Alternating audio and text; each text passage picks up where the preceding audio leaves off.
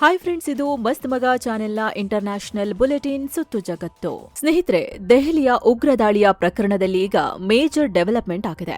ಇದರ ಹಿಂದೆ ಪಾಕ್ ಕೈವಾಡ ಇರೋದನ್ನ ವಿಶ್ವಸಂಸ್ಥೆಯೇ ಖಚಿತಪಡಿಸಿದೆ. ಇನ್ನೊಂದ್ ಕಡೆ ಬಾಂಗ್ಲಾದ ಎಲೆಕ್ಷನ್ನಲ್ಲಿ ಶಾಕಿಂಗ್ ಘಟನೆಗಳು ನಡೀತಿವೆ. ಮತದಿನದ ದಿನ ಅಂದ್ರೆ ಇವತ್ತೇ ಬೀದಿ ಬೀದಿಯಲ್ಲೇ ಸ್ಫೋಟಕದ ದಾಳಿ ನಡೀತಿದೆ. ಈ ಎಲೆಕ್ಷನ್ನಲ್ಲಿ ಪಾಕಿಸ್ತಾನದ ಪ್ರೇಮಿ ಜಮಾತ್ ಅಧಿಕಾರ ಹಿಡಿಯೋ ವಾತಾವರಣ ಕ್ರಿಯೇಟ್ ಆಗ್ತಿದೆ. ಮತ್ತೊಂದ್ ಕಡೆ ಟರ್ಕಿ ಸಂಸತ್ತಲ್ಲಿ ಮಾರಾಮಾರಿ ನಡೆದಿದೆ. ಆಡಳಿತ ಮತ್ತು ವಿಪಕ್ಷಗಳ ಸದಸ್ಯರು ಹೊಡೆದಾಡಿ ಚಚ್ಚಾಡಿ ರಂಪ ಮಾಡಿದ್ದಾರೆ. ಭಾರತದ ಸ್ನೇಹಕ್ಕೆ ರಷ್ಯಾ, ಅಮೆರಿಕ ಇಬ್ರು ಸ್ಪರ್ಧೆಗೆ ಬಿದ್ದಿವೆ. ಇರಾನ್ ಇಸ್ರೇಲ್ ಟೆನ್ಷನ್ ನೆಕ್ಸ್ಟ್ ಲೆವೆಲ್ಗೆ ಹೋಗ್ತಿದೆ. ಈ ಎಲ್ಲ ಒಂದಕ್ಕಿಂತ ಒಂದು ರೋಚಕ ಮಾಹಿತಿಯನ್ನ ಇವತ್ತಿನ ಬುಲೆಟಿನ್ ನಲ್ಲಿ ನೋಡ್ಕೊಂಡು ಬರೋಣ. ಮೊದಲಿಗೆ ದೆಹಲಿ ರಿಪೋರ್ಟ್ನಿಂದಲೇ ಶುರು ಮಾಡೋಣ.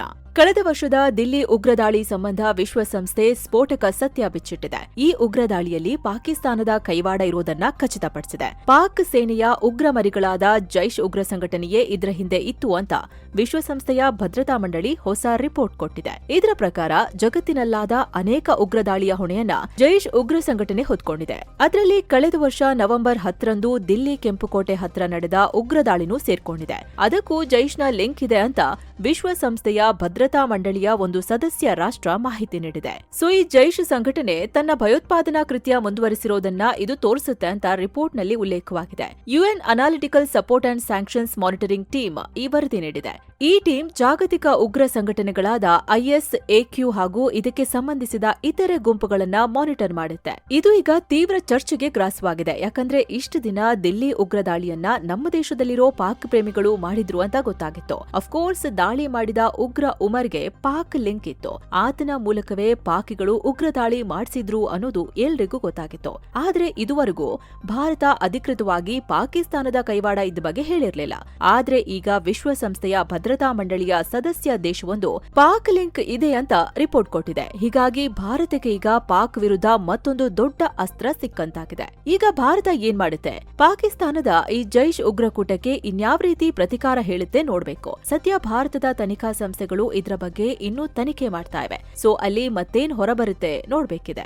ಇನ್ನು ಇದೇ ರಿಪೋರ್ಟ್ ನಲ್ಲಿ ಜೈಷ್ ಉಗ್ರ ಸಂಘಟನೆಯ ಬೆಳವಣಿಗೆ ಬಗ್ಗೆನೂ ಮೆನ್ಷನ್ ಮಾಡಲಾಗಿದೆ. ಕಳೆದ ವರ್ಷ ಅಕ್ಟೋಬರ್ 8ರಂದು ಜೈಷ್ ತನ್ನ ಮಹಿಳಾ ವಿಂಗ್ ಲಾಂಚ್ ಮಾಡಿತ್ತು. ಜೈಷ್ ಮುಖ್ಯಸ್ಥ ಉಗ್ರ ಮಸೂದ್ ಅಜರ್ ಇದನ್ನ ಅನೌನ್ಸ್ ಮಾಡಿದ್ದ. ಅದಕ್ಕೆ ಜಮಾತ್ ಉಲ್ ಮುಮಿನಾತ್ ಅಂತ ಹೆಸರಿಡಲಾಗಿದೆ. ಇದು ಕೂಡ ಉಗ್ರ ಚಟುವಟಿಕೆಗಳಿಗೆ ಸಪೋರ್ಟ್ ಮಾಡುವ ಕೆಲಸ ಮಾಡುತ್ತೆ ಅಂತ ವರದಿ ಹೇಳಿದೆ. ಇನ್ನು ಇದೇ ರಿಪೋರ್ಟ್ ನಲ್ಲಿ ಸಪರೇಟ್ ಆಗಿ ಜಮ್ಮು ಕಾಶ್ಮೀರದಲ್ಲಾದ ಕೆಲ ಬೆಳವಣಿಗೆಗಳ ಬಗ್ಗೆನೂ ಉಲ್ಲೇಖ ಮಾಡಲಾಗಿದೆ. ಪಹಲ್ಗಾಮ್ ಉಗ್ರ ದಾಳಿಯಲ್ಲಿ ಇನ್ವಾಲ್ವ್ ಆಗಿದ್ದ ಮೂವರನ್ನ 2025ರ ಜುಲೈ 28ರಂದು ಹತ್ಯೆ ಮಾಡಲಾಗಿತ್ತು. ಏಪ್ರಿಲ್ 2025ರಲ್ಲಿ ಪಹಲ್ಗಾಮ್ ದಾಳಿಯಾಗಿತ್ತು. ಲಷ್ಕರ್ ಉಗ್ರ ಸಂಘಟನೆಯ ಪ್ರಾಕ್ಸಿ ಗುಂಪು ದಿ ರೆಸಿಸ್ಟೆನ್ಸ್ ಫ್ರಂಟ್ ಈ ದಾಳಿ ಮಾಡಿತ್ತು. ಇದರಲ್ಲಿ 26 ಜನರು ಪ್ರಾಣ ಕಳ್ಕೊಂಡಿದ್ರು ಅಂತ ಉಲ್ಲೇಖ ಮಾಡಿದ್ದಾರೆ. ತೀವ್ರ ಕುತೂಹಲ ಕೆರಳಿಸಿರೋ ಬಾಂಗ್ಲಾದ ಎಲೆಕ್ಷನ್ ನಲ್ಲಿ ಪ್ರಮುಖ ಬೆಳವಣಿಗೆಗಳಾಗಿವೆ. ಇವತ್ತು ಅಂದ್ರೆ ಫೆಬ್ರವರಿ 12ನೇ ತಾರೀಕು ಮತದಾನ ನಡೆಯುತ್ತಿದೆ. ಸಂಸತ್ತಿನ 299 ಸ್ಥಾನಗಳಿಗಾಗಿ 12.77 ಕೋಟಿ ವೋಟರ್ಸ್ ತಮ್ಮ ಮತದಾನದ ಹಕ್ಕನ್ನ ಚಲಾಯಿಸುತ್ತಿದ್ದಾರೆ. ಓರ್ವ ಅಭ್ಯರ್ಥಿ ಮೃತಪಟ್ಟ ಹಿನ್ನೆಲೆ ಒಂದು ಕ್ಷೇತ್ರದಲ್ಲಿ ಚುನಾವಣೆ ಮುಂದೂಡಲಾಗಿದೆ. ಆದರೆ ಎಂದಿನಂತೆ ಈ ಎಲೆಕ್ಷನ್ ಕೂಡ ಸಮಾಧಾನವಾಗಿ ನಡೆದಿಲ್ಲ. ಚುನಾವಣೆಗೂ ಒಂದಿನ ಮುಂಚೆ ರತನ್ ಸಾಹುಕಾರನ್ನು 28 ವರ್ಷದ ಹಿಂದೂ ಯುವಕನ ಹತ್ಯೆ ಮಾಡಲಾಗಿದೆ. ಮೌಲ್ವಿ ಬಜಾರ್ ಜಿಲ್ಲೆಯ ಟೀ ತೋಟದಲ್ಲಿ ಕೆಲಸ ಮಾಡ್ತಿದ್ದ ಈತನನ್ನ ರಾಜಕೀಯ ಕಾರಣಕ್ಕೆ ಮುಗಿಸಲಾಗಿದೆ ಅಂತ ಆರೋಪ ಕೇಳಿಬಂದಿದೆ. ಇನ್ನೊಂದ್ ಕಡೆ ಚುನಾವಣೆ ವೇಳೆ ಕಚ್ಚಾ ಸ್ಫೋಟಕದ ದಾಳಿ ನಡೆದಿದೆ. ಹಸೀನಾರ ಭದ್ರಕೋಟೆ ಗೋಪಾಲ್ಗಂಜ್ ಕ್ಷೇತ್ರದಲ್ಲಿ ವೋಟಿಂಗ್ ನಡೆಯುತ್ತಿತ್ತು. ಆಗ ನಿಚುಪಾರ ಪ್ರದೇಶದ ಮತಗಟ್ಟೆಯ ಬಳಿ ಈ ದುರ್ಘಟನೆ ನಡೆದಿದೆ. 3 ಗಾಯಗೊಂಡಿದ್ದಾರೆ. ಅವರನ್ನೆಲ್ಲ ಸ್ಥಳೀಯ ಆಸ್ಪತ್ರೆಗೆ ಶಿಫ್ಟ್ ಮಾಡಿ ಚಿಕಿತ್ಸೆ ನೀಡಲಾಗುತ್ತಿದೆ. ಸ್ಥಳಕ್ಕೆ ದೌಡಾಯಿಸಿದ ಪೊಲೀಸರು ಪರಿಸ್ಥಿತಿ ನಿಯಂತ್ರಿಸಿದ್ದಾರೆ. ಇನ್ನು ಈ ಚುನಾವಣೆಯಲ್ಲಿ ಜಮಾತ್ ಪಕ್ಷಕ್ಕೆ ಅಂದ್ರೆ ಭಾರತ ವಿರೋಧಿಗೆ ಲಾಭವಾಗಬಹುದು ಅಂತ ಹೇಳ್ತಿದ್ದಾರೆ. ಯಾಕಂದ್ರೆ ಹಸೀನಾ ಪಕ್ಷ ಬ್ಯಾನ್ ಆಗಿರೋ ಕಾರಣಕ್ಕೆ ಬಿಎನ್ಪಿ ಮತ್ತು ಜಮಾತ್ ಮಧ್ಯೆ ತೀವ್ರ ಪೈಪೋಟಿ ನಡೆಯುತ್ತಿದೆ. ಈ ಎಲೆಕ್ಷನ್ನಲ್ಲಿ ಮೇಲ್ನೋಟಕ್ಕೆ ಬಿಎನ್ಪಿ ಅಧಿಕಾರಕ್ಕೆ ಏರ್ಬೋದು ಅಂತ ಹೇಳ್ತಿದ್ರು. ಆದ್ರೆ ಈಗಿನ ಲೆಕ್ಕಾಚಾರವೇ ಬೇರೆಯಾಗಿದೆ. ಈ ಸಲ ಅವಾಮಿ ಲೀಗ್ ಇಲ್ದೇ ಇರೋದ್ರಿಂದ ಅವರ ವೋಟ್ಗಳು ನಮಗೆ ಬರ್ಬೋದು, ನಾವು ಗೆಲ್ತೀವಿ ಅಂತ ಬಿಎನ್ಪಿ ಲೆಕ್ಕಾಚಾರ ಹಾಕೊಂಡಿತ್ತು. ಆದ್ರೆ ಅವಾಮಿ ಲೀಗ್ ಪ್ರಾಬಲ್ಯದ ಹಲವು ಕ್ಷೇತ್ರಗಳಲ್ಲಿ ಹಸೀನಾರ ಬೆಂಬಲಿಗರು ಮತದಾನದಿಂದ ಹೊರಗುಳಿತಿದ್ದಾರೆ. ಮತಗಟ್ಟೆಗಳತ್ತ ಜನ ಬರ್ತಾನೆ ಇಲ್ಲ. ಇದರಿಂದ ಜಮಾತ್ಗೆ ಮೇಜರ್ ಪ್ಲಸ್ ಪಾಯಿಂಟ್ ಆಗೋ ಸಾಧ್ಯತೆ ದಟ್ಟವಾಗಿದೆ. ಯಾಕಂದ್ರೆ ಜಮಾತ್ ಪಕ್ಷಕ್ಕೆ ಕ್ಯಾಡರ್ ಬೇಸ್ಡ್ ವೋಟ್ ಇದೆ. ಅಂದ್ರೆ ಅವರ ಪಕ್ಷದ ಕಾರ್ಯಕರ್ತರು ಎಷ್ಟೇ ಕಷ್ಟ ಬಂದ್ರೂ, ಎಷ್ಟೇ ಜನ ಕಡಿಮೆ ಇದ್ರೂ ಹೋಗಿ ವೋಟ್ ಹಾಕ್ತಾರೆ. ಸಾಮಾನ್ಯ ಜನ ಮತಗಟ್ಟೆಗೆ ಬರದೇ ಹೋದಾಗ ಈ ಶಿಸ್ತಿನ ಮತಗಳೇ ನಿರ್ಣಾಯಕವಾಗಲಿದೆ. ಹೀಗಾಗಿ ಕಡಿಮೆ ಮತದಾನವಾದರೆ ಜಮಾತ್ ಅಭ್ಯರ್ಥಿಗಳು ಅನಿರೀಕ್ಷಿತವಾಗಿ ಗೆಲ್ಲೋ ಸಾಧ್ಯತೆ ಇದೆ ಅಂತ ಅಲ್ಲಿನ ಚುನಾವಣಾ ತಜ್ಞರು ಹೇಳ್ತಿದ್ದಾರೆ. ಇನ್ನು ಈ ಚುನಾವಣೆಯ ಪ್ರಮುಖ ಅಭ್ಯರ್ಥಿಗಳ ಬಗ್ಗೆ ನೋಡುವುದಾದ್ರೆ ತಾರಿಕ್ ರೆಹಮಾನ್ ಢಾಕಾ 17 ಹಾಗೂ ಬೋಗ್ರಾ 6 ಕ್ಷೇತ್ರಗಳಿಂದ ಕಣಕ್ಕಿಳಿದಿದ್ದಾರೆ. ಅತ್ತ ವಿದ್ಯಾರ್ಥಿ ನಾಯಕ ಎನ್ಸಿಪಿ ಲೀಡರ್ ಜಮಾತ್ ಜೊತೆ ಮೈತ್ರಿ ಮಾಡಿಕೊಂಡಿರೋ ನಹೀದ್ ಇಸ್ಲಾಂ ಢಾಕಾ 11 ಕ್ಷೇತ್ರದಲ್ಲಿ ಕಂಟೆಸ್ಟ್ ಮಾಡ್ತಿದ್ದಾರೆ. ಇನ್ನು ಜಮಾತ್ ಮುಖ್ಯಸ್ಥ ಶಫೀಕುರ್ ರೆಹಮಾನ್ ಢಾಕಾ 15 ಕ್ಷೇತ್ರದಲ್ಲಿ ಸ್ಪರ್ಧೆ ಮಾಡಿದ್ದಾರೆ. ಇನ್ನು ಬಾಂಗ್ಲಾದಾದ್ಯಂತ 42,500ಕ್ಕೂ ಅಧಿಕ ಮತಗಟ್ಟೆಗಳನ್ನು ಸ್ಥಾಪಿಸಲಾಗಿದೆ. ಅವುಗಳಿಗೆಲ್ಲ ಸುಮಾರು 9.58 ಲಕ್ಷ ಜನ ಭದ್ರತಾ ಸಿಬ್ಬಂದಿಯನ್ನ ನಿಯೋಜನೆ ಮಾಡಲಾಗಿದೆ. ಡ್ರೋನ್ ಕ್ಯಾಮೆರಾ ಕಣ್ಗಾವಲಿನಲ್ಲಿ ಮತದಾನ ನಡೆಯುತ್ತಿದೆ. ಒಟ್ಟು 2,034 ಜನ ಅಭ್ಯರ್ಥಿಗಳು ಕಣದಲ್ಲಿದ್ದಾರೆ. ಈ ಪೈಕಿ 275 ಜನ ಪಕ್ಷೇತರರು, 80 ಜನ ಅಲ್ಪಸಂಖ್ಯಾತರ ಹಿಂದೂ ಅಭ್ಯರ್ಥಿಗಳು ಕೂಡ ಅದೃಷ್ಟ ಪರೀಕ್ಷೆಗಿಳಿದಿದ್ದಾರೆ. ಬಾಂಗ್ಲಾ ಪಿಎಂ ಸ್ಥಾನದಿಂದ ಶೇಖ್ ಹಸೀನಾ ಪದಚ್ಯುತಗೊಂಡ ಬಳಿಕ ನಡೆದಿರೋ ಫಸ್ಟ್ ಎಲೆಕ್ಷನ್ ಇದು. ಹೀಗಾಗಿ ಇಲ್ಲಿ ಅಧಿಕಾರಕ್ಕಾಗಿ ದೊಡ್ಡ ಪೈಪೋಟಿ ನಡೆಯುತ್ತಿದೆ. ಇನ್ನು 2024ರ ಆಗಸ್ಟ್ನಲ್ಲಿ ಪ್ರತಿಭಟನೆ ವೇಳೆ ಸಾಕಷ್ಟು ಜನರ ಹತ್ಯೆಯಾಗಿತ್ತು. ಈ ಹತ್ಯೆ ನಡೆಸಿದ ಆರೋಪ ಹೊರಿಸಿ ಹಸೀನಾ ಅವರ ಪಕ್ಷವನ್ನ ಬ್ಯಾನ್ ಮಾಡಲಾಗಿದೆ. ಇನ್ನು ಈ ಚುನಾವಣೆಯಲ್ಲಿ ಪ್ರತಿ ಮತದಾರನಿಗೆ 2 ಬ್ಯಾಲೆಟ್ ನೀಡಲಾಗ್ತಿದ್ದು, ಒಂದರಲ್ಲಿ ಸಂಸದರ ಆಯ್ಕೆ ನಡೆದರೆ ಮತ್ತೊಂದರಲ್ಲಿ ಹಂಗಾಮಿ ಸರ್ಕಾರ ರೂಪಿಸಿರೋ ಹೊಸ ಸಂವಿಧಾನದ ಬದಲಾವಣೆಗಳ ಜುಲೈ ಚಾರ್ಟರ್ ಕುರಿತು ಜನಾಭಿಪ್ರಾಯ ಸಂಗ್ರಹಿಸಲಾಗುತ್ತಿದೆ. ಜುಲೈ ಚಾರ್ಟರ್ ಅಂದ್ರೆ ಇದು ಬಾಂಗ್ಲಾದೇಶದ ಹೊಸ ಸಂವಿಧಾನದ ಕರಡು. 2024ರ ಜುಲೈನಲ್ಲಿ ಹಸೀನಾ ಸರ್ಕಾರದ ವಿರುದ್ಧ ವಿದ್ಯಾರ್ಥಿಗಳು ಪ್ರತಿಭಟಿಸಿದ್ರು. ಅದನ್ನ ಜುಲೈ ಕ್ರಾಂತಿ ಅಂತ ಕರೆಯಲಾಗಿತ್ತು. ಆ ಹೋರಾಟದ ಮುಖ್ಯ ಉದ್ದೇಶ ಇಡೀ ಬಾಂಗ್ಲಾದ ಆಡಳಿತ ವ್ಯವಸ್ಥೆಯನ್ನೇ ಬದಲಾಯಿಸುವುದಾಗಿತ್ತು. ಅಂದ್ರೆ ಬಾಂಗ್ಲಾದಲ್ಲಿ ಪ್ರಧಾನಿ ಅವಧಿ 2 ಬಾರಿಗೆ ಸೀಮಿತಗೊಳಿಸೋದು ಮತ್ತು ಸಂಸತ್ನಲ್ಲಿ ಕೆಳಮನೆ ಜೊತೆಗೆ ಮೇಲ್ಮನೆ ರಚನೆ ಮಾಡೋದು, ನ್ಯಾಯಾಧೀಶರ ನೇಮಕಾತಿಯಲ್ಲಿ ಸರ್ಕಾರದ ಹಸ್ತಕ್ಷೇಪವನ್ನ ಸಂಪೂರ್ಣವಾಗಿ ರದ್ದು ಮಾಡೋದು, ಹೀಗೆ ಕೆಲ ಕಟ್ಟುಪಾಡುಗಳನ್ನ ಮಾಡಲಾಗಿದೆ. ಈಗ ಇದನ್ನ ಜಾರಿ ಮಾಡಬೇಕಾ ಬೇಡ್ವಾ ಅಂತ ಸಾರ್ವಜನಿಕರ ಅಭಿಪ್ರಾಯ ಸಂಗ್ರಹಿಸಲಾಗುತ್ತಿದೆ. ಇನ್ನು ಅಮೆರಿಕ ರಕ್ಷಣಾ ಕ್ಷೇತ್ರದಲ್ಲೂ ಭಾರತದ ಜೊತೆಗೆ ದೋಸ್ತಿಗೆ ಮುಂದಾಗಿದೆ. ಈ ಬಗ್ಗೆ ಅಮೆರಿಕದ ಸೌತ್ ಮತ್ತು ಸೆಂಟ್ರಲ್ ಏಷ್ಯನ್ ಅಫೇರ್ಸ್ ಬ್ಯೂರೋದ assistant secretary S Paul Kapur ಮಾಹಿತಿ ನೀಡಿದ್ದಾರೆ. ಅಮೆರಿಕ ಭಾರತಕ್ಕೆ ಅತ್ಯಾಧುನಿಕ ಶಸ್ತ್ರಾಸ್ತ್ರಗಳನ್ನ ನೀಡೋಕೆ ತಯಾರಿ ನಡೆಸುತ್ತಿದೆ.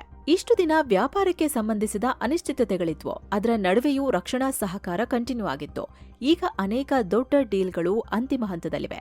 ಭಾರತ ತನ್ನನ್ನ ತಾನು ರಕ್ಷಣೆ ಮಾಡ್ಕೊಳ್ಳೋಕೆ ನಾವು ಸಹಾಯ ಮಾಡ್ತೀವಿ ಅಂತ ಪೌಲ್ ಕಪೂರ್ ಹೇಳಿದ್ದಾರೆ. ಇನ್ನು ಗ್ರೀನ್ಲ್ಯಾಂಡ್ ವಿವಾದಕ್ಕೆ ರಷ್ಯಾ ಎಂಟ್ರಿ ಕೊಟ್ಟಿದೆ. ನಾವು ಕೂಡ ಸೇನೆ ಇಳಿಸ್ತೀವಿ ಅಂತ ಹೇಳಿದೆ. ಗ್ರೀನ್ಲ್ಯಾಂಡ್ನಲ್ಲಿ ಪಶ್ಚಿಮ ದೇಶಗಳು ತಮ್ಮ ಮಿಲಿಟರಿ ಬಲವನ್ನ ಹೆಚ್ಚಿಸಿದ್ರೆ ನಾವು ಸುಮ್ಮನೆ ಕೂರಲ್ಲ. ಶತ್ರುಗಳ ಸೇನಾ ಬಲಕ್ಕೆ ಪ್ರತಿಯಾಗಿ ರಷ್ಯಾ ಕೂಡ ಮಿಲಿಟರಿ ಮತ್ತು ಟೆಕ್ನಿಕಲ್ ಕ್ರಮಗಳನ್ನ ಕೈಗೊಳ್ಳಲಿದೆ ಅಂತ ರಷ್ಯಾದ ವಿದೇಶಾಂಗ ಸಚಿವ ಸರ್ಗೆ ಲಾವ್ರೋವ್ ಹೇಳಿದ್ದಾರೆ. ಜೊತೆಗೆ ಡೆನ್ಮಾರ್ಕ್ ಗ್ರೀನ್ಲ್ಯಾಂಡ್ ಜನರನ್ನ ಸೆಕೆಂಡ್ ಕ್ಲಾಸ್ ಜನರಂತೆ ನಡೆಸಿಕೊಳ್ತಿದೆ.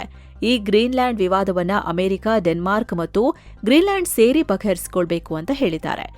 ಈ ಮೂಲಕ ಅಮೆರಿಕ ಮತ್ತು ಯುರೋಪ್ ದೇಶಗಳ ನಡುವೆ ಬೆಂಕಿ ಹಾಕೋ ಕೆಲಸವನ್ನ ರಷ್ಯಾ ಅತ್ಯಂತ ಶ್ರದ್ಧೆಯಿಂದ ಮಾಡೋಕೆ ಶುರು ಮಾಡಿದೆ. ಅಂದ್ಹಾಗೆ ಟ್ರಂಪ್ ಗ್ರೀನ್ಲ್ಯಾಂಡ್ನ ವಶಪಡಿಸಿಕೊಳ್ತೀನಿ, ಇದು ನಮ್ಮ ರಾಷ್ಟ್ರೀಯ ಭದ್ರತೆಗೆ ಮುಖ್ಯ, ನಾವಲ್ಲಿ ಗೋಲ್ಡನ್ ಡೋಮ್ ಸ್ಥಾಪಿಸ್ತೀವಿ, ಇಲ್ದಿದ್ರೆ ರಷ್ಯಾ, ಚೀನಾ ಅಲ್ಲಿಗೆ ಬರ್ತವೆ ಅಂದಿದ್ರು. ಟ್ರಂಪ್ ಈ ತರ ಹೇಳಿದ ಮೇಲೆ ಯುರೋಪ್ ದೇಶಗಳು ತಮ್ಮ ಸಣ್ಣ ಪ್ರಮಾಣದ ಸೈನ್ಯವನ್ನು ಗ್ರೀನ್ಲ್ಯಾಂಡ್ಗೆ ಕಳಿಸೋಕೆ ಶುರು ಮಾಡಿದ್ವು. ಗ್ರೀನ್ಲ್ಯಾಂಡ್ ಡೆನ್ಮಾರ್ಕ್ನ ಸ್ವಾಯತ್ತ ಪ್ರದೇಶ, ನ್ಯಾಟೋ ರಾಷ್ಟ್ರಗಳ ಗುಂಪಿಗೆ ಸೇರಿದೆ ಅಂದಿದ್ವು. ಸದ್ಯ ಈ ವಿಚಾರ ಕೆಲ ದಿನಗಳಿಂದ ತಣ್ಣಗಾಗಿತ್ತು. ಈಗ ರಷ್ಯಾ ಯುರೋಪ್ ಅಲ್ಲಿಗೆ ಸೇನೆ ಕಳಿಸಿದ್ರೆ ನಾವು ಸುಮ್ಮನಿರಲ್ಲ ಅಂತ ಹೇಳ್ತಿದೆ. ಸೊ ಅಮೆರಿಕಾಗೆ ಗ್ರೀನ್ಲ್ಯಾಂಡ್ ನುಂಗೋಕೆ ಇನ್ನೊಂದು ಕಾರಣವನ್ನ ರಷ್ಯಾನೇ ಹುಡುಕಿ ಕೊಡ್ತಿರೋ ತರ ಕಾಣ್ತಿದೆ. ಇನ್ನೊಂದ್ ಕಡೆ ಟರ್ಕಿ ಪಾರ್ಲಿಮೆಂಟ್ನಲ್ಲಿ ಭಾರೀ ಹೊಡೆದಾಟ ಆಗಿದೆ. ಆಡಳಿತ ಮತ್ತು ವಿರೋಧ ಪಕ್ಷಗಳ ನಾಯಕರು ಗ್ಯಾಂಗ್ ವಾರ್ ಮಾಡ್ಕೊಂಡಿದ್ದಾರೆ. ಜಾಡಿಸಿ ಒದಿತಿರೋದು ಕೂಡ ವಿಡಿಯೋದಲ್ಲಿ ಕ್ಯಾಪ್ಚರ್ ಆಗಿದೆ. ಇತ್ತೀಚೆಗಷ್ಟೇ ಟರ್ಕಿ ಅಧ್ಯಕ್ಷ ಎರ್ಡೋನ್ ಅಕಿನ್ ಗುರ್ಲೇಕ್ ಅನ್ನೋರನ್ನ ಹೊಸ ಕಾನೂನು ಸಚಿವರನ್ನಾಗಿ ನೇಮಕ ಮಾಡಿದ್ರು. ಇವರ ಪ್ರಮಾಣವಚನ ಕಾರ್ಯಕ್ರಮ ನಡೀತಾ ಇತ್ತು. ಆದ್ರೆ ಈ ಅಕಿನ್ ಗುರ್ಲೇಕ್ ಸರಿಯಿಲ್ಲ, ಈತ ನಮ್ಮ ವಿರೋಧಿ ಅಂತ ಟರ್ಕಿ ವಿಪಕ್ಷಗಳು ತಿರುಗಿಬಿದ್ದಿವೆ. ಯಾಕಂದ್ರೆ ಇವರು ಈ ಹಿಂದೆ ಇಸ್ತಾಂಬುಲ್ನ ಪಬ್ಲಿಕ್ ಪ್ರಾಸಿಕ್ಯೂಟರ್ ಆಗಿದ್ರು. ಟರ್ಕಿಯ ಪ್ರಮುಖ ವಿರೋಧ ಪಕ್ಷವಾಗಿರೋ ರಿಪಬ್ಲಿಕನ್ ಪೀಪಲ್ಸ್ ಪಾರ್ಟಿ ಸದಸ್ಯರ ಕೇಸ್ಗಳನ್ನ ಹ್ಯಾಂಡಲ್ ಮಾಡಿದ್ರು. ಸೊ ಇವರ ಮೇಲೆ ಮೊದಲಿಂದಲೂ ವಿಪಕ್ಷಗಳಿಗೆ ಸಿಟ್ಟಿತ್ತು. ಈಗ ಇವರನ್ನೇ ಕರ್ಕೊಂಡು ಬಂದು ಮಂತ್ರಿ ಮಾಡಿದ್ದು ಅಲ್ಲಿನ ವಿಪಕ್ಷಗಳ ಕೋಪ ಜಾಸ್ತಿ ಮಾಡಿತ್ತು. ಇವರನ್ನ ಕಾನೂನು ಸಚಿವರನ್ನಾಗಿ ಮಾಡಿದ್ರೆ ದೇಶದ ನ್ಯಾಯಾಂಗ ವ್ಯವಸ್ಥೆಗೆ ಇರೋ ಸ್ವಾತಂತ್ರ್ಯ ಹೊರಟು ಹೋಗುತ್ತೆ. ಇವರ ಹಳೆ ದಾಖಲೆ ನೋಡಿದ್ರೆ ದೇಶದಲ್ಲಿ ಪ್ರಜಾಪ್ರಭುತ್ವ ಮತ್ತು ಕಾನೂನು ಆಳ್ವಿಕೆ ಉಳಿಯುತ್ತಾ ಅಂತ ಪ್ರಶ್ನೆ ಮಾಡಿದ್ರು. ಆಮೇಲೆ ಮಾತಿಗೆ ಮಾತು ಬೆಳೆದು ಹೊಡೆದಾಡ್ಕೊಂಡಿದ್ದಾರೆ. ಒಬ್ರು ಜಾಡಿಸಿ ಒದಿಯೋದು, ಇನ್ನೊಬ್ರು ಎಳ್ಕೊಂಡು ಹೋಗೋದು ಮಾಡಿದ್ದಾರೆ. ಈ ವಿಡಿಯೋ ಕೂಡ ಭಾರಿ ವೈರಲ್ ಆಗಿದೆ. ಈ ಭಾರಿ ಹೈಡ್ರಾಮಾ ಆದ್ಮೇಲೆ ಅವರೇ ಟರ್ಕಿಯ ಕಾನೂನು ಸಚಿವರಾಗಿ ಅಧಿಕಾರ ಸ್ವೀಕರಿಸಿದ್ದಾರೆ. ಇನ್ನು ಟ್ರೇಡ್ ಡೀಲ್ ಆದ ಬೆನ್ನಲ್ಲೇ ಅಮೆರಿಕದ ಅಧ್ಯಕ್ಷ ಡೊನಾಲ್ಡ್ ಟ್ರಂಪ್ ಭಾರತ ರಷ್ಯಾದಿಂದ ತೈಲ ಖರೀದಿ ಮಾಡೋದನ್ನ ನಿಲ್ಲಿಸುತ್ತೆ ಅಂದಿದ್ರು. ಇದಕ್ಕೆ ರಷ್ಯಾ ಪ್ರತಿಕ್ರಿಯೆ ಕೊಟ್ಟಿದೆ. ಭಾರತ ರಷ್ಯಾದಿಂದ ತೈಲ ಖರೀದಿ ಮಾಡೋದಿಲ್ಲ ಅಂತ ಜಗತ್ತಲ್ಲೇ ಬಡ್ಕೋತಿರೋದು ಟ್ರಂಪ್ ಒಬ್ರೆ. ಭಾರತದ ಪ್ರಧಾನಿ ಅಥವಾ ಭಾರತದ ಇತರೆ ನಾಯಕರು ಯಾರೂ ನಾವು ತಗೊಳ್ಳಲ್ಲ ಅಂತೇಳಿಲ್ಲ ಅಂತ ರಷ್ಯಾ ವಿದೇಶಾಂಗ ಸಚಿವ ಲಾವ್ರೋವ್ ಹೇಳಿದ್ದಾರೆ. ಅಲ್ಲದೆ ಭಾರತ ಮತ್ತು ರಷ್ಯಾದ ಸಂಬಂಧ ಅಪಾಯದಲ್ಲಿವೆ ಅಂತ ಹೇಳೋಕೆ ಯಾವುದೇ ಆಧಾರವಿಲ್ಲ. ನಾವು ತುಂಬಾ ಚೆನ್ನಾಗೇ ಇದ್ದೀವಿ ಅಂತ ಲಾವ್ರೋವ್ ಸ್ಪಷ್ಟಪಡಿಸಿದ್ದಾರೆ. ಅಂದಹಾಗೆ ಟ್ರಂಪ್ ಭಾರತ ಇನ್ಮುಂದೆ ರಷ್ಯಾದ ತೈಲ ಖರೀದಿಸಲ್ಲ ಅಂದಿದ್ರೂ ಕೂಡ ಭಾರತ ಇದುವರೆಗೂ ಇದಕ್ಕೆ ಯಾವುದೇ ಸೊಪ್ಪು ಹಾಕಿಲ್ಲ. ಭಾರತ ಸರ್ಕಾರ ಹೇಳ್ತಿರೋದು ಇಷ್ಟೇ, ನಮ್ಮ ಇಂಧನ ಭದ್ರತೆ ಮತ್ತು 145 ಕೋಟಿ ಭಾರತೀಯರ ಹಿತದೃಷ್ಟಿ ನೋಡ್ಕೊಂಡು ತೈಲ ಖರೀದಿ ಮಾಡ್ತೀವಿ, ಎಲ್ಲಿ ಕಮ್ಮಿಗೆ ಸಿಗುತ್ತೆ ಅಲ್ಲಿ ತಗೋತೀವಿ ಅಂತ ಹೇಳಿದೆ.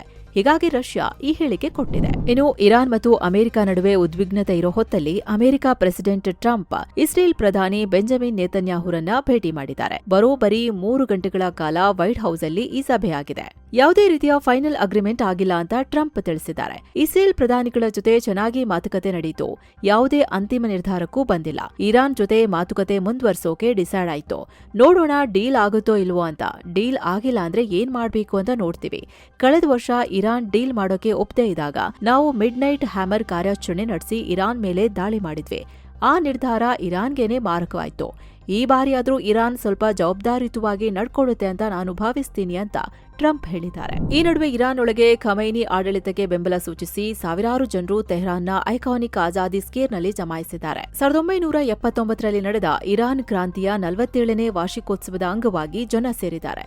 ಖಮೈನಿ ಜೊತೆ ನಾವಿದ್ದೇವೆ ಅಂತ ಹೇಳಿದ್ದಾರೆ. ಹಲವರು ಇರಾನ್ ಧ್ವಜ, Iran supreme leader Ayatollah Ali ಖಮೇನ್ರ ಪೋಸ್ಟರ್ ಹಿಡಿದಿದ್ದಾರೆ. ಮಹಿಳೆಯರು ಮತ್ತು ಮಕ್ಕಳು ಕೂಡ ಈ ರ್ಯಾಲಿಯಲ್ಲಿ ಭಾಗಿಯಾಗಿದ್ರು. ಅಮೆರಿಕದ ಆಡಳಿತಕ್ಕಿಂತ ನಮ್ಮ ಇರಾನ್ ಆಡಳಿತವೇ ಬಹಳ ಸ್ಟ್ರಾಂಗ್ ಆಗಿದೆ ಅಂತ ಜನರು ಘೋಷಣೆಗಳನ್ನ ಕೂಗಿದ್ದಾರೆ. ಈ ರ್ಯಾಲಿ ವೇಳೆ ಅಹಿತಕರ ಘಟನೆ ಆಗಬಾರದು ಅಂತ ಹೇಳಿ ದೊಡ್ಡ ಸಂಖ್ಯೆಯಲ್ಲಿ ಭದ್ರತಾ ಸಿಬ್ಬಂದಿ ನಿಯೋಜನೆ ಕೂಡ ಮಾಡಲಾಗಿದೆ. ಎಲ್ಲೆಡೆ ಕಣ್ಗಾವಲು ಹೆಚ್ಚಿಸಲಾಗಿದೆ. ಗಡಿಯನ್ನ ಹದ್ದಿನ ಕಣ್ಣಿಟ್ಟು ಕಾಪಾಡಲಾಗುತ್ತಿದೆ. ಇತ್ತ ಇಸ್ರೇಲ್ ಯುದ್ಧ ತಯಾರಿ ಜೋರ್ ಮಾಡಿದೆ. ಇಸ್ರೇಲ್ನ ಬಲಿಷ್ಠ medium range air defence system David sling ಈಗ ಕಂಪ್ಲೀಟ್ ಆಗಿ ಅಪ್ಗ್ರೇಡ್ ಆಗಿದೆ ಅಂತ ಇಸ್ರೇಲ್ ಹೇಳಿದೆ. ಇತ್ತೀಚೆಗೆ ನಡೆದ ಕಾಂಪ್ಲೆಕ್ಸ್ ಅಥವಾ ಅತ್ಯಂತ ಕಷ್ಟಕರವಾದ ಟೆಸ್ಟಿಂಗ್ ನಲ್ಲಿ ಈ ಸಿಸ್ಟಮ್ ಪಾಸ್ ಆಗಿದೆ. ಕಳೆದ ವರ್ಷದ ಯುದ್ಧದಲ್ಲಿ ಕಲಿತ ಪಾಠಗಳನ್ನ ತಲೆಯಲ್ಲಿಟ್ಕೊಂಡು ಈ ಹೊಸ ಅಪ್ಗ್ರೇಡ್ ಮಾಡಿದೀವಿ ಅಂತ ಇಸ್ರೇಲ್ ಹೇಳಿದೆ. Rockets, cruise missiles, drones, air craft ಗಳನ್ನ ಕೂಡ ಹೊಡೆದುಳಿಸೋ ತಾಕತ್ತು ಈ ಡೇವಿಡ್ ಸ್ಲಿಂಗ್ಗೆ ಇದೆ. ಇದರ ರೇಂಜ್ 40 ರಿಂದ 300 ಕಿಲೋಮೀಟರ್ ಇದೆ ಅಂತ ಇಸ್ರೇಲ್ ತಿಳಿಸಿದೆ. ಅಂದಹಾಗೆ ಇಸ್ರೇಲ್ ಹತ್ರ ಈಗಾಗಲೇ ಶಾರ್ಟ್ ರೇಂಜ್ಗೆ ಐರನ್ ಡೋಮ್ ಇದೆ, ಲಾಂಗ್ ರೇಂಜ್ಗೆ ಆರೋ ಸಿಸ್ಟಮ್ ಇದೆ. ಇವೆರಡರ ಮಧ್ಯೆ ಬರೋ ಮೀಡಿಯಂ ರೇಂಜ್ ಮಿಸೈಲ್ಗಳನ್ನ ತಡೆಯೋಕೆ ಈ ಡೇವಿಡ್ ಸ್ಲಿಂಗ್ ಕೆಲಸ ಮಾಡುತ್ತೆ. ಈಗ ಆಗಿರೋ ಹೊಸ ಅಪ್ಗ್ರೇಡ್ನಿಂದಾಗಿ ಒಂದೇ ಸಮಯದಲ್ಲಿ 100 ಮಿಸೈಲ್ ಅಥವಾ ಡ್ರೋನ್ಗಳು ಎರಗಿದ್ರೂ ಈ ಸಿಸ್ಟಮ್ ಕನ್ಫ್ಯೂಸ್ ಆಗಲ್ಲ, ಕರಾರುವಕ್ಕಾಗಿ ಟಾರ್ಗೆಟ್ ಮಾಡಿ ಹೊಡೆಯುತ್ತೆ.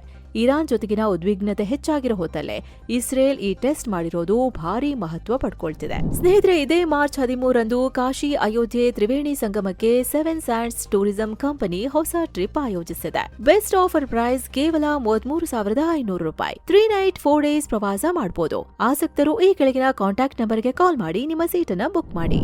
ಇನ್ನು ರಷ್ಯಾದಲ್ಲಿ ವಾಟ್ಸ್ಆಪ್ ಸೇವೆಯನ್ನ ಸಂಪೂರ್ಣವಾಗಿ ಬ್ಲಾಕ್ ಮಾಡಲಾಗಿದೆ. ಈಗಾಗಲೇ ಫೇಸ್ಬುಕ್, ಇನ್ಸ್ಟಾಗ್ರಾಮ್ ಬ್ಲಾಕ್ ಆಗಿದೆ.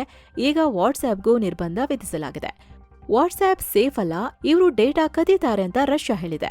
ಇದಕ್ಕೆ ಪರ್ಯಾಯವಾಗಿ ರಷ್ಯಾ ಸರ್ಕಾರ ಮ್ಯಾಕ್ಸ್ ಅನ್ನೋ ತನ್ನದೇ ಹೊಸ ಸೂಪರ್ ಆಪ್ ಪ್ರಮೋಟ್ ಮಾಡ್ತಿದೆ. ಚಾಟಿಂಗ್, ಬ್ಯಾಂಕಿಂಗ್, ಡಾಕ್ಯುಮೆಂಟ್ ಸ್ಟೋರೇಜ್ ಸೇರಿದಂತೆ ಸರ್ಕಾರಿ ಕೆಲಸಗಳಿಗೂ ಇದೊಂದೇ ಆಪ್ ಸಾಕು ಅಂತ ಪುಟಿನ್ ಸರ್ಕಾರ ಹೇಳ್ತಿದೆ. ಇನ್ನು ಈ ನಿರ್ಬಂಧಕ್ಕೆ ವಾಟ್ಸ್ಆಪ್ ಕಿಡಿಕಾರಿದೆ. ರಷ್ಯಾ ತನ್ನ ಜನರ ಖಾಸಗಿ ಮಾಹಿತಿ ಮೇಲೆ ಕಣ್ಣಿಡೋಕೆ ಈ ತಂತ್ರ ಮಾಡ್ತಿದೆ ಅಂತ ಹೇಳಿದೆ.